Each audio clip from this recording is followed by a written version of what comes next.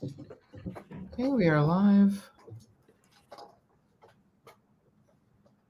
How are we doing? All right, welcome anyone who's listening on YouTube or live right now, or both, to the production studio for episode 239 of MLB Daily. We're glad to have you. We're going to have a question for you to feel free and answer in the comments, and we'll talk about it after the show in just a moment. Just got to make sure everything's squared away for this. And I can't see what I'm doing with where I put my phone. Okay. There we go. All right. I'm so happy that we get to talk about this now. I've been waiting all day to text you or anything of that sort. So Keeping me fresh. All right. Are we ready? Want to count me back in? absolutely. All right, LJ, you can start the show in 5. What's so funny, man? I'll tell you after. Okay, you can start the show in. Oh, are we good? Pesky report just kills me. Okay. 5, 4, 3, 2, 1.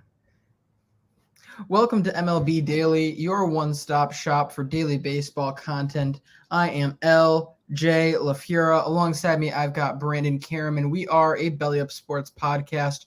We are what they aren't. Brandon, how you doing? LJ, I'm doing well. Crazy Monday in the MLB. All these teams making moves to try to avoid this, LJ, what I'm assuming is going to be an impending lockout, right? Because we never see free agents sign this early ever in the offseason. We never see free agents sign this early. The options are either A, there is some miraculous 11th hour deal that magically happens tomorrow night, or there's going to be 500 11th hour deals to get in before this lockout happens, so guys have some form of financial security, because who knows how long this will go on. We could be doing weekly episodes until July. We could be doing weekly episodes until April. That's the fun of this year. So, yeah, this is certainly going to be an interesting couple of days. But so far, if I'm correct, the only major player in free agency that has not said either nothing or that they're definitely going to get their contract before the year starts or the lockout starts is Chris Bryant. Chris Bryant's the only guy who said he was going to wait till after he wasn't going to have his deal finished before the first. He's the only guy. What about Trevor Story? Did I he did not say see. anything? Did he say that? I did not see him. Oh, I wasn't sure if he said that he specific. Oh, okay. You're saying if they specifically said that they wanted to. They have not. The only person who's explicitly said he's not getting it done by. Yeah. It sounds like Story very well might. Although the only report I'm seeing about Story is that he met with the Rangers, and as we'll get into, that probably will not be a match made in heaven. Oh no. All right. Well, should we start with the absolute big spenders of this last few days? Big spenders Uncle the last few Steve days. Cohen. Greatest spenders of the day. Stevie Moneybags over here. Steve Cohen getting the job done. He brings in not one, not two, not three, but 4 free agents over the last couple of days, including the big one. Let's get into that one first. Brandon, Max Scherzer to the New York Mets. This is a crazy signing for the Mets. It's what it does now is you have Jacob deGrom and Max Scherzer in the same rotation, but then you look at this contract. I mean, it's full no trade clause, $130 million guaranteed, $43.33 million in each year of the deal, the highest average annual value on a contract in MLB history. If there's a guy who should get it, it would be a starting pitcher like him. And now the Mets are setting up to have quite a lethal rotation. And Max Scherzer gets the money that he certainly should get. Max Scherzer gets the money he should get. We got to talk. This is a great deal. I mean, of course, Max Scherzer gets his money, but you couldn't really ask for a better deal if you're the Mets, because I'm sorry, this guy just got legitimate both Cy Young and top 10 MVP consideration this year. He's going to be worth $40 million next year. Odds are he's going to be worth $40 million the year after. And so by going with a 3-year deal on an older guy like that, you're setting yourself up very much for success, because it's not going to kill you to get this contract through. You're not going to absolutely get burnt in the long run. A lot of people kind of pegged it in every time you go to free agency is it's going to be a 5+ year deal no matter how old the guy is. That's not the case here. Max Scherzer is willing to go and get this high annual value with less years. He's going to get paid. He might even get another contract after that. And if you're the Mets, you now have very limited – what's the word I'm looking for here? You have very limited risk by it only being a 3-year deal. And you also have the addition of this guy being one of the most value per contract guys we've ever seen. I mean, how many guys are worth the money from the beginning to the end of their contract? That's what Max Scherzer was in Washington. That huge contract he signed, he never once disappointed with that. So you really love to see that if you're the Mets. It encourages you to go out and spend on a guy like this. Yeah, that contract that Scherzer got from the Washington Nationals might have been the best free agent signing in history. Like the way that he played for them. The other big guy that the Mets go out and get, they signed Starling Marte, one of the best center fielders in the league, certainly the best center fielder on the free agent market. 4-year, $78 million deal. And look, Starling Marte, he was out for about a month between April and May with a rib fracture. But other than that, he was extremely productive throughout the entire season. Not only is he a great hitter who hits for both contact and power, but he steals an incredible amount of bases, especially in today's game. He's very solid on the defensive side, especially in center field, and is just an all-around great player who will fit in fantastically well with the Mets here.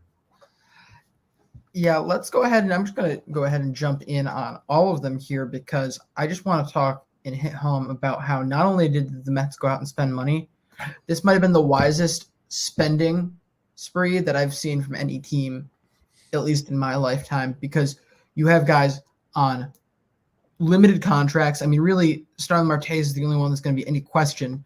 It's only 4 years, though. Yeah, true. Like 4 years, and like with all these other teams signing crazy deals, it's nothing. Exactly. And the big thing to me is it's not like you're just signing guys because they're good. Each of these guys that they've brought in serves a specific role. Max Scherzer, we've already talked about how great that contract is. That can't be understated. But let's go through the rest of them. Starling Marte, you're getting a legitimate defensive center fielder with speed that's able to grab 40 some odd bags in this game at age, he's over 30, right? 32. At age 32, he grabbed 47 bases. Stole 47 bases at that age. That's not normal to begin with, which is why I certainly think that by year 4, you're talking about a dip in numbers. But with that said, it's not going to be that bad. He's still going to be 35, 36 when they're starting to look to get rid of him or replace him. And at the money they're giving him, he's 100% worth it. He serves that role perfectly. Mark Canha, 87th percentile in walk percentage last year. That's freaking awesome for a guy you're getting for about, I believe it's $12 million a year over 2 years. Yeah, one thing on Mark Canha, since 2019, he's had a higher on base percentage than Aaron Judge. I mean, extremely underrated player in my mind. And, he's another one who's really productive. It's a guy who was teammates with Starling Marte on the Athletics. So right there, you already have some sort of chemistry between those two new guys, because a lot of times you have to think about how is the chemistry going to work out if we sign a big free agent. There is the Trevor Bauers out there. There is guys like Carlos Correa we're now hearing who, there can be some weird guys out there, but to have that connection, having already been on a team together, like you said, very smart spending by the Mets, with all these moves. Even And Eddie then Escobar, who I yeah, I love. would say to round that out, Eduardo Escobar, you're looking at a solid defender, solid bat. Most importantly, so versatile. I mean, he basically split about even time between second and third and played, I want to say he got into 15 games at first this year. That's great for any league, but especially, I mean, National League, it's not going to matter as much anymore, granted, with the impending designated hitter, but still to have that versatility from a guy you're going to want to have in the lineup. That's what I like about some of the modern utility players, is that it isn't a matter of, they're a bench player who can fit in anywhere, so they're more valuable for when I need rest days. No, this is a guy who can jump to from position to position when other guys need rest days. He can jump from position to position depending on if you've got, say, if you have a lefty second baseman that really hits righties well and you want to put him in there, you can throw Escobar over to third for the day, get him in there, and then move him back over to second for the left-handers. I mean, that's just spitballing very general scenarios, but the value to these guys is really great. And all on, again, 4 years is the longest deal that the Mets have doled out yet.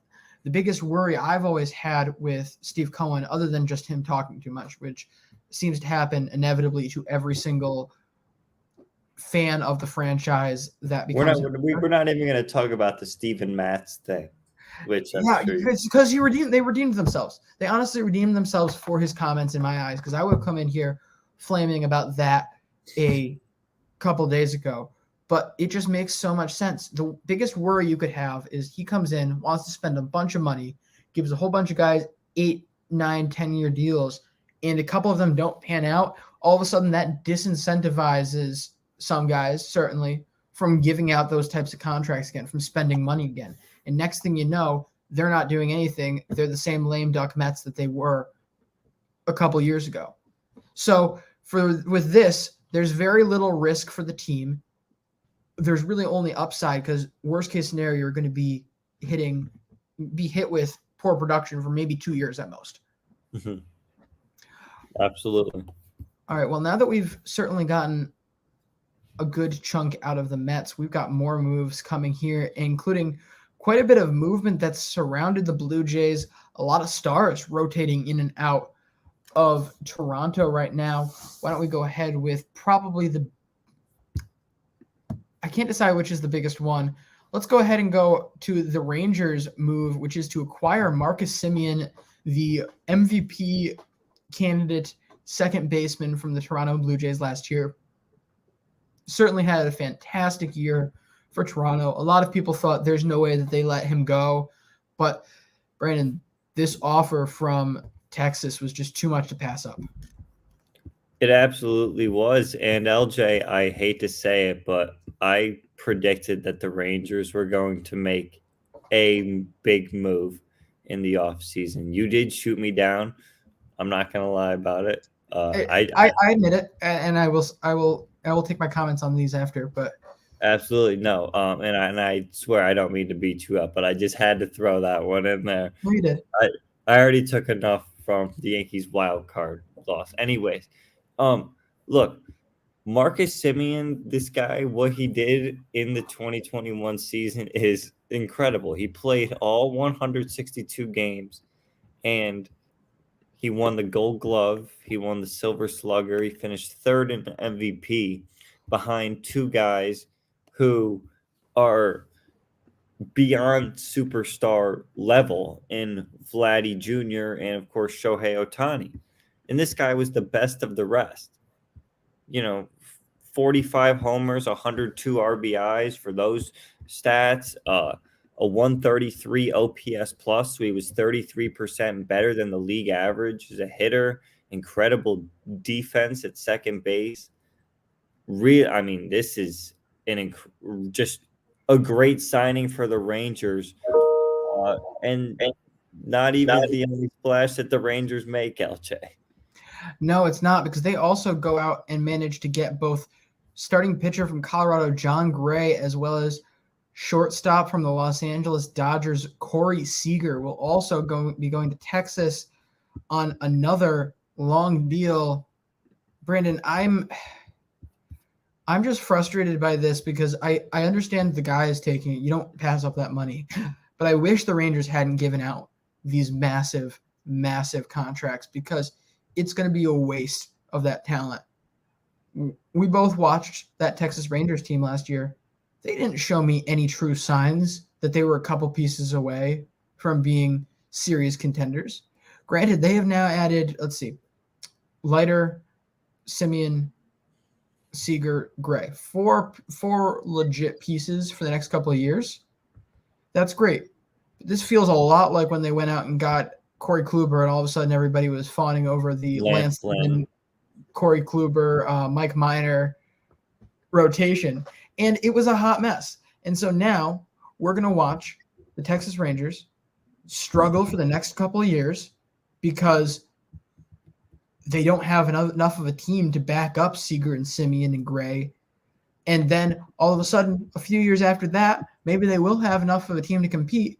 But now all of a sudden they're going to have these albatross contracts like the Marcus Semien. Look, I'm sorry. I just do not see this contract working out in the final years. Very few of them do. And now, Brandon, you're telling me a guy who he's going to get out of this contract at age 38. He has now played 2 full seasons in the only 2 162 game seasons he's been in the last 2. The last 2 162 games, he has played every single game. Yes, he's durable. He can't be that durable, Brandon. I don't see him being able to last till age 38 playing the way he does and still producing. It doesn't seem like that's likely. And Corey Seager, I love him, but he's probably going to fall off in the exact same way. So now all of a sudden I see Texas losing this offseason in the short term and the long term. That's why this just seems like an absolute hot mess for them to have made these moves. But good on the guys certainly for getting their money. They got their money. They did their job. I don't blame them because they saw that they could go out and get the best middle infield in the MLB. And they're like, okay, we will spend the money and do that. So why not? It's just going to bother me because all of a sudden we're going to see these guys. Marcus Semien just casually never makes it back to October. Corey Seager never makes it back to October. And at least some of us are going to forget about him. You want to know who would be looking really good on this Texas Rangers team right now? Joey Gallo. Honestly, though, yeah. That's the other thing, too. Honestly. Rougned Odor. Who Rougned actually is solid. I'm telling you, he was solid for the Yankees. He was solid enough, yes. He'd be a very good, solid strikeout, high home run, launching to the moon, bench bat. But, yeah, so if you're the Rangers, did you not think you were going to be going out and trying to spend this type of money in the offseason? Yeah, what happened to Joey Gallo? So what was the point to just dumping Joey Gallo? Maybe that cleared up the money to go get Corey Seager, but I don't think that's likely. It makes very little sense, especially seeing, yes, they got some decent prospects, but it wasn't like they were getting top prospects from the Yankees. It's not like they didn't go get Wonder Boy Jason Dominguez, who the Yankees are playing on. I don't know. I'm not so high on him anymore. The Yankees are playing the long game for Jason Dominguez to be able to save their franchise and finally win them a championship. You know it. I know it. It's just a fact of life. Well, But yeah, Toronto. go ahead. Let's talk about so the other guy that they lose is their Cy Young winner, Robbie Ray. He Wabi goes Way, Wabi Way, LJ. not LJ, Wabi tell Way. me, LJ, where did Wabi Way go? Wabi Way went to Seattle. Oh gosh, that just did not. I can't. The three W's, just no. Seattle. Wabi Way is now a Seattle Mariner. Seattle, look, Seattle was a step away. This is a very big difference between Texas and Seattle. I don't care that they didn't want to spend anything over the last couple of years.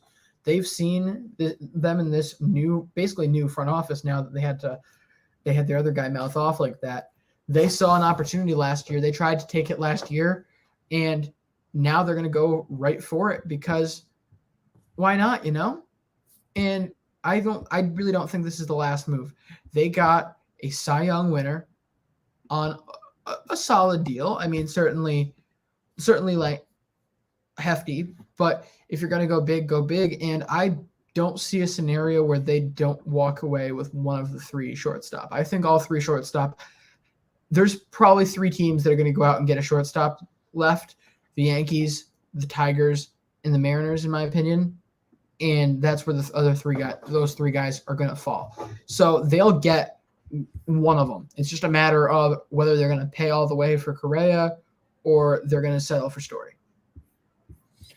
Absolutely. Well, even though the Toronto Blue Jays did lose the number 3 player in the MVP and the Cy Young, they do sign themselves quite a nice starting pitcher in Kevin Gausman on a 5-year, $110 million deal.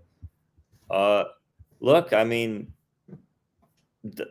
I think that that's not a terrible trade, honestly, when you think, well, not trade, but you know what I mean. To lose Robbie Ray and instead get Kevin Gausman. Robbie Ray has only been Cy Young caliber for 1 year.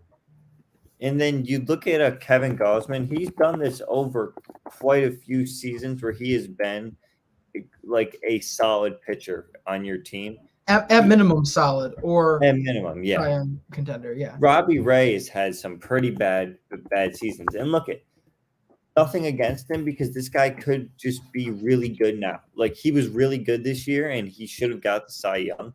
But we've only seen one season of him doing anything close to this, right? Like also 2017 Robbie Way was really good. But other than that, you look at a Kevin Gausman, he's been very consistent throughout his career, honestly.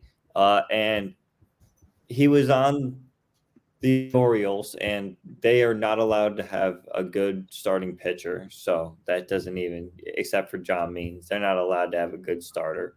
He finally gets out of there.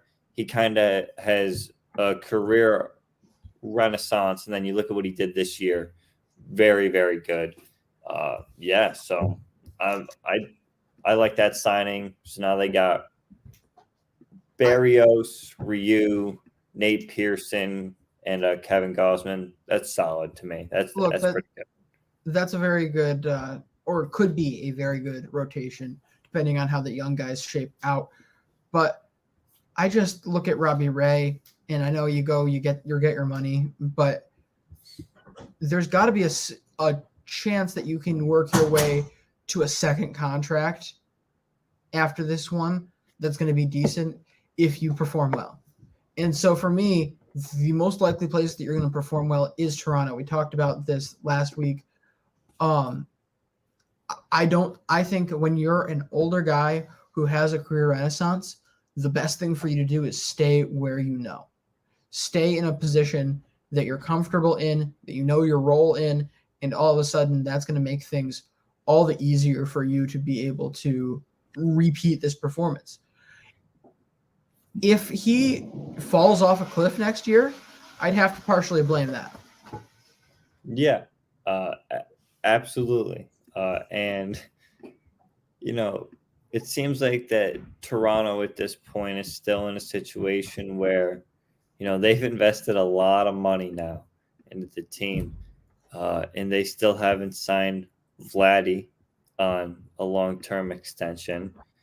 And at this point, they're like, well, we need to be able to compete every single year. And losing Marcus Simeon sucks, yeah, but I still think that they have enough talent where they can still compete. It's just they're going to need to get as much value as they can out of these players with big contracts in order to succeed. Yeah, look, I understand what you're saying here. It's a tough spot for Toronto to be in because they're always the divisions aren't going to change. They're not going to change like that.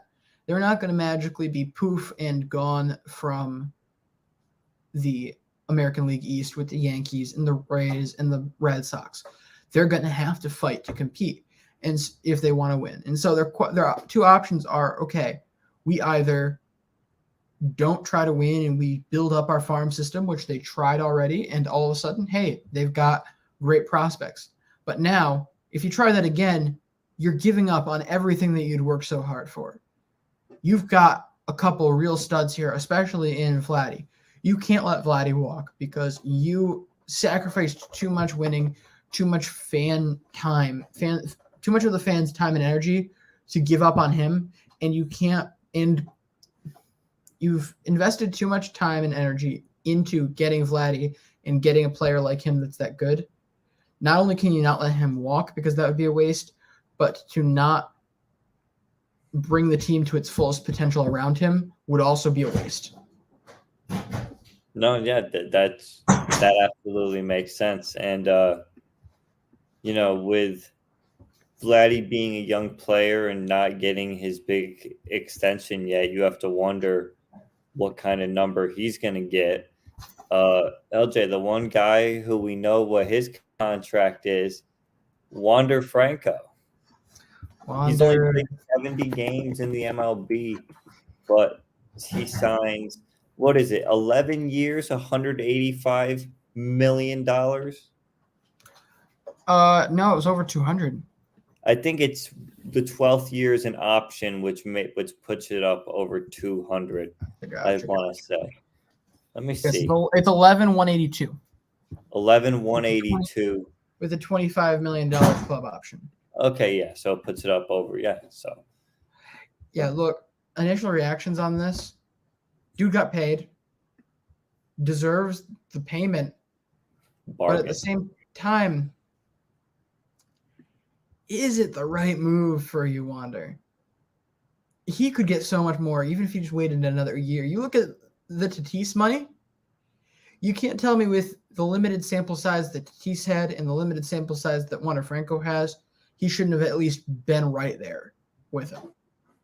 He absolutely should have been right there with him because, honestly, he's already a better defender and is a marginally less hitting, but you can see the skills are there.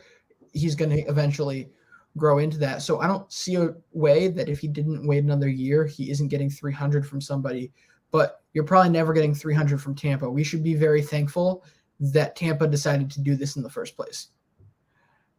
If Tampa is where Wander wants to be, then this is the right move. Yeah. But if you're more worried about the money, then you shouldn't have taken this, dude. You could have waited another year and either talked them into trading you in a couple of years, or they just trade you right then and there and you end up with a huge contract somewhere else, or you walk in free agency in 6 years.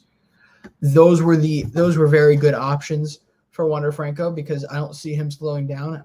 The only thing that could possibly ruin him is injury. But again, you got guaranteed money right in front of you. Why would you scoff at it? Yeah, exactly. Like, if you wait another year, like, what's the risk that you have that you have a really bad injury, and then your value goes down?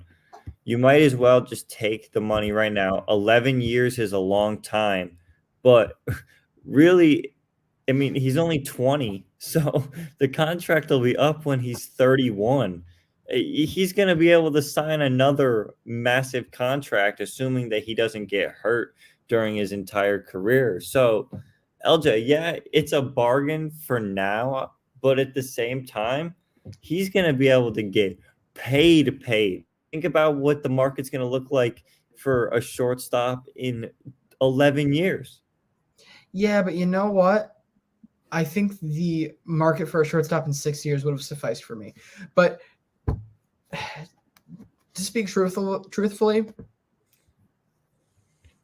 I'm just disappointed that he's going to be in the AL East for the next 10 years. I think we can both agree on that because there is the level of rooting for Wander Franco and enjoying him playing that we can do now. And then there's a whole nother level when he's out of our division. I can only bring myself to like this guy so much when he's in Tampa Bay Rays uniform. That's why I was kind of hoping he'd be 6 years and out. But if you're the Rays, is this the final phase all of a sudden? Is Wander Franco what they've been waiting on? The superstar that they've been waiting to find and be the centerpiece towards maybe a multiple World Series titles? You have to think they've been building to somewhere. This might be he already was a huge piece for them, but their willingness to commit outside the norm speaks volumes to how important he is going forward for this team. Oh, also, just one little detail about the Wander contract. Here's how much is owed on the books, like the one that is official for your luxury tax money. 2022, 1.4 million. 2023, 2.4 million. 2024, 2.4 million. 2025, 8.4 million. 2026, 15.4 million. 2027, 22.4. 2028, 25.4. So it just goes up by more and more every single year. So the Rays are still they're still scared to spend money right now, LJ. They're still scared to spend money right now. Yeah, but you'd see that in any other contract like this. Why would you allocate the money for right now when you never know what you're going to be able to do with that contract and that player later on? You might not even have to pay the big bucks. I mean, look at the Arenado contract where they facetiously gave him that huge thing, fully knowing that he wasn't going to see the majority of it, and they weren't going to have to pay the majority of it.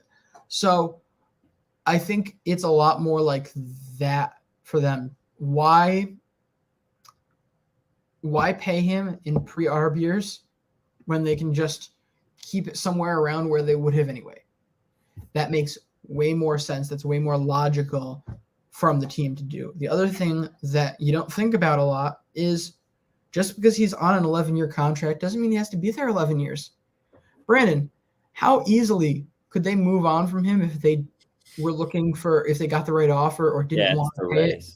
They could move on from him in that $15 or that $25 million a year. He still has a lot of contract under him, but at that point, he's going to be so underpaid at that level that any team would jump on it.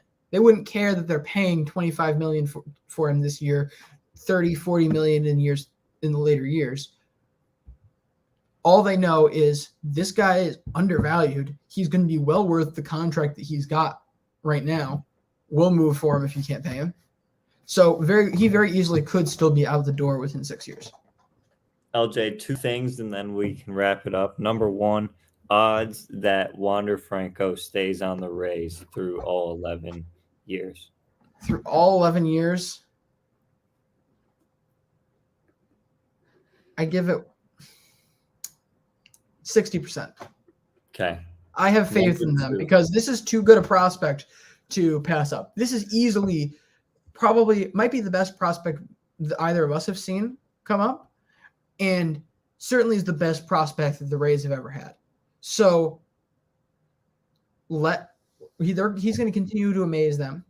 He's going to continue to amaze the fan base, and he's going to put himself in a situation, I think, where there's no way they can't keep him around because he is just too valuable to the team, too great a player, and the legacy of the team, the ownership, the front office members is all going to go downhill if they let him go.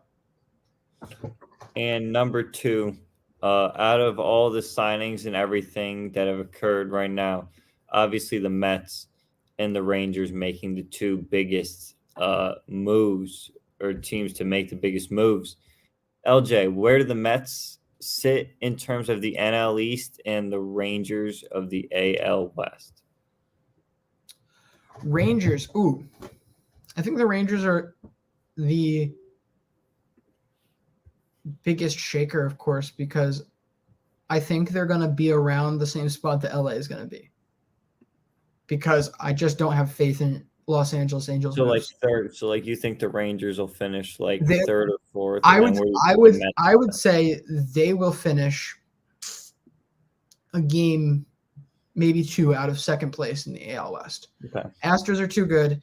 I think the Angels still beat them out, but this is a much improved team. Oakland, they're done. I don't see how you just decide to let everybody go and are still going to be able to come back strong the next year. This is not going to be a good year if you're the A's, or at least until they end up moving to Buffalo or Tennessee or wherever they want to be. Then they'll decide. Then they'll decide to spend money, whatever you want to call their strategy.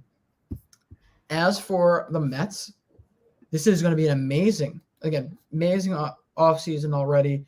I would have to say that there is like next to nothing anyone else could do to win the offseason at this point. Although keep in mind, we also keep forgetting Clayton Kershaw still hasn't signed, right? Yeah. That's just kind of a thing that's kind of been floating around. Everybody forgets, but that'll be interesting. But Freddie Freeman hasn't signed. There's no way in my mind that anybody but the Mets walks out as the ultimate winner of the offseason at this point. There's just not going to be this much value on that good of contracts from anybody else. But that being said, I still don't think they're the Braves. These are the defending World Series champions. They're going to get healthier. So I have to side with them at this point. They're my top pick, but the Mets will definitely be second in the NL East. Definitely talking wild card hunt. Again, we don't know what moves could possibly be made at this point by St. Louis. We've heard a little bit of Stroman, I believe, talked over there. We have no clue what's going on in San Diego. He's a loser. He is a Giants. Yeah, Padres, Giants, Cardinals are still going to be definitely up there, but I think the Mets are just as good as them on the track that they are going. Well, all right, LJ, do we think that's a good spot to wrap it up? Yes, it is. For those of you who are listening to the podcast currently, go ahead and check out our YouTube channel, MLB Daily Pod, or on our Twitter, and as well as the Belly Up Sports Facebook page. We go live every Monday night to record these episodes now. They get it. Everybody who gets on here gets a little taste of the production studio. If we were to, for any reason, have to edit anything out, cut apart for time or anything, they get the whole thing. They get to watch us clown around and try to figure out all our errors and mistakes. We are not doing anything overtly professional for this production studio thing. This is just an extra fun thing for all these people. Thank you for listening. So go ahead over to either of those spots. Monday nights, we will be posting what time we're going to be on at some point throughout Monday. So look for that if you're looking for a little something for your evening. Absolutely. Well, until then, we will see you next week, and have a good one. See ya.